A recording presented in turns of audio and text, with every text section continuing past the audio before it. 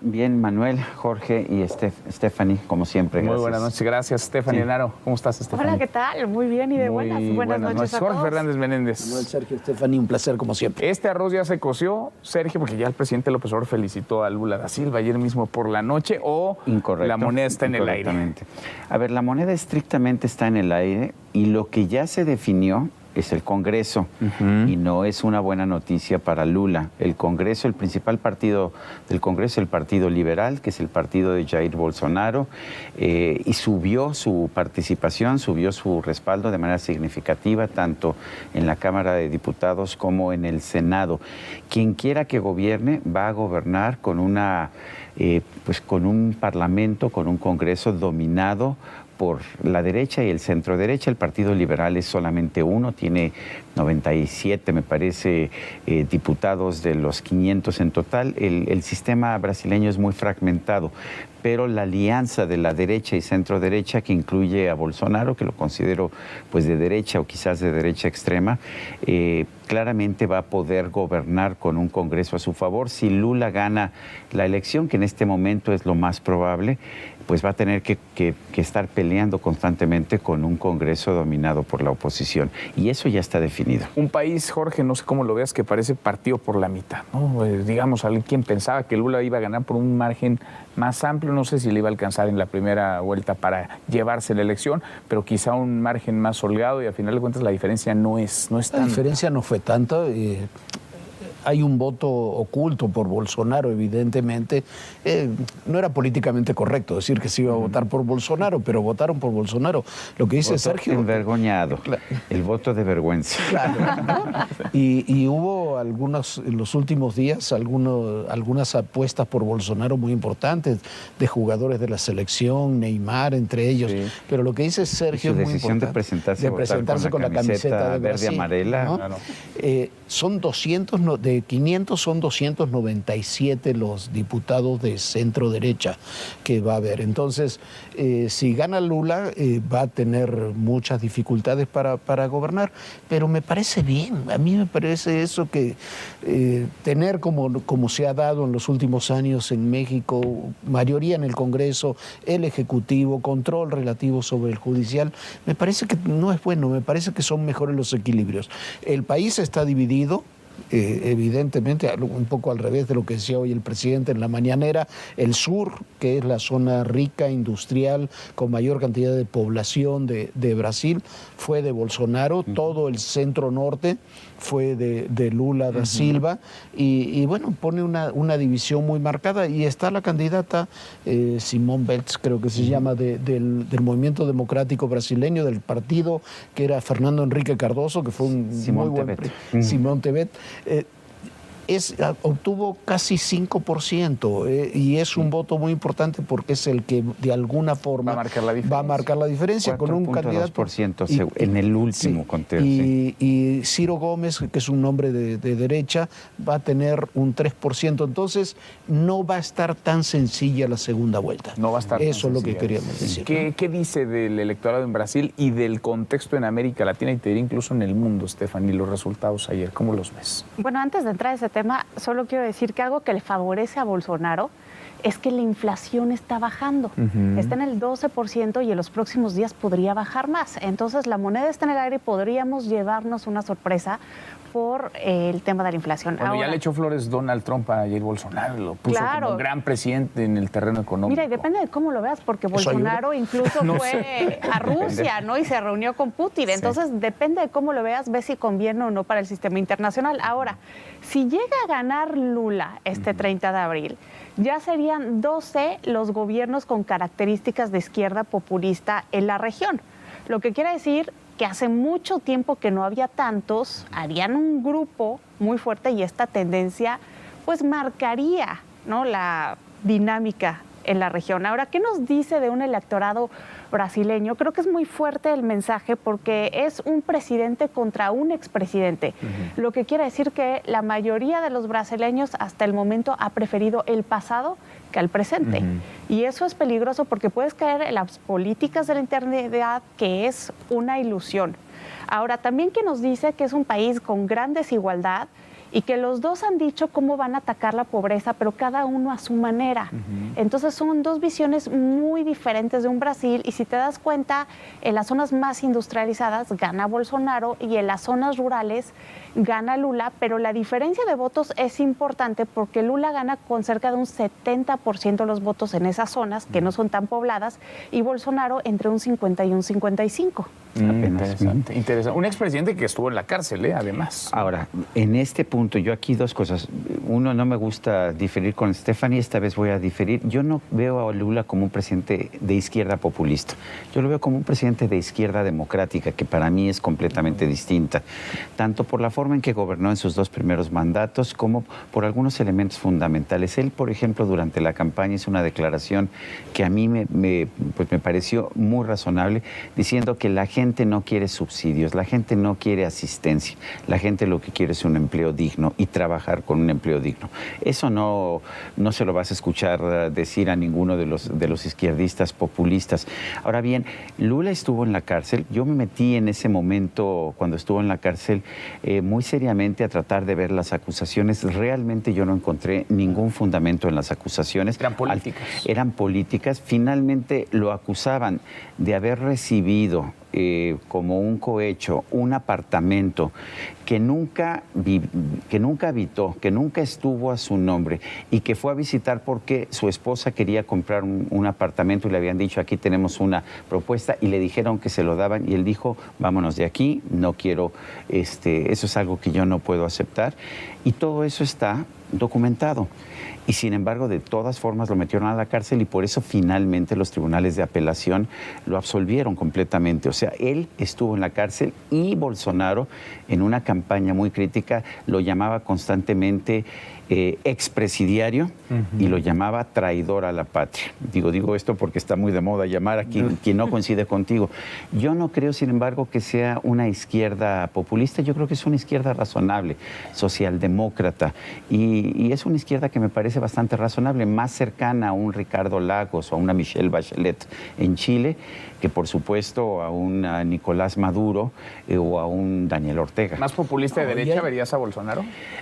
Para mí Bolsonaro es populista completamente. Claro. Sí. Por eso es tan afín tanto a Putin como a Donald Trump, porque los populistas se entienden entre ellos. Sí, cómo no. Mira, yo coincido con Sergio una vez más, tuve la suerte de conocer a Lula desde siendo yo muy joven. Viví en Brasil una época, en 1977. Lula era un dirigente. 77. Yo era muy, muy joven, y por casualidad. ¿Lula ya era dirigente del...? No, Lula era un dirigente sindical metalúrgico de Sao Paulo, que chiquito. Tú no dabas un peso, digamos, pero dabas un peso por su carisma, un hombre que sale de la más extrema pobreza, de la más extrema pobreza. El más popular. Su primera esposa muere de hambre, literalmente, y él, un hombre que comienza a consolidarse.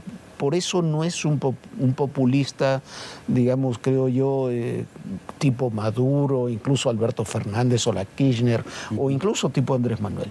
Es una alianza entre jesuitas y trotskistas lo que comienzan a hacer crecer a Lula.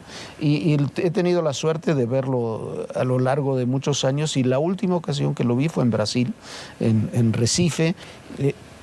Por eso viene la acusación, porque es en un evento que organizaba Odebrecht un año antes de ir a la cárcel, y lo acusan indirectamente de haber estado muy relacionado con Odebrecht. Efectivamente, Odebrecht explota durante el gobierno de Lula da Silva, porque Lula da Silva, al revés, por ejemplo, de lo que se está haciendo en México, privatizó buena parte de la industria petrolera y energética de Brasil.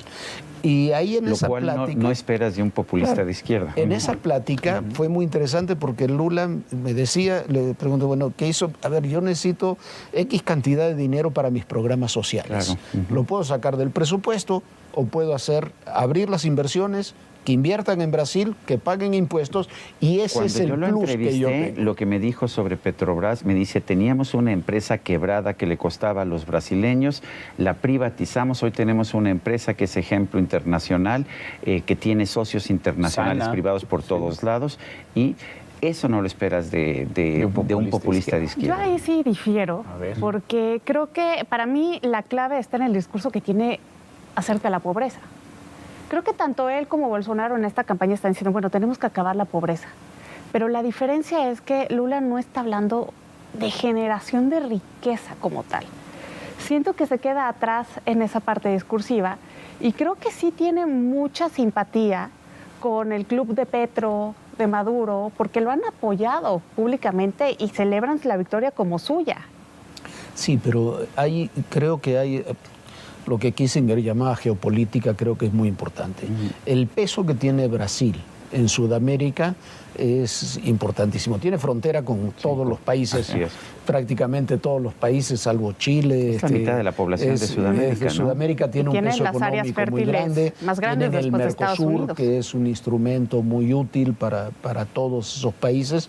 Y hay otra realidad, es nuestro competidor geopolítico real. Claro, sí, México, ¿no? Más allá de la amistad del fútbol, pero ese fíjate, es un gran tema. En ese sentido, ¿gobierne Bolsonaro o gobierne Lula? En ese sentido, la cercanía del presidente López Obrador, cercanía pero hay un problema política y afectiva, diría incluso, del presidente López Obrador para con Lula. Pero hay un problema objetivo. Son dos países que compiten.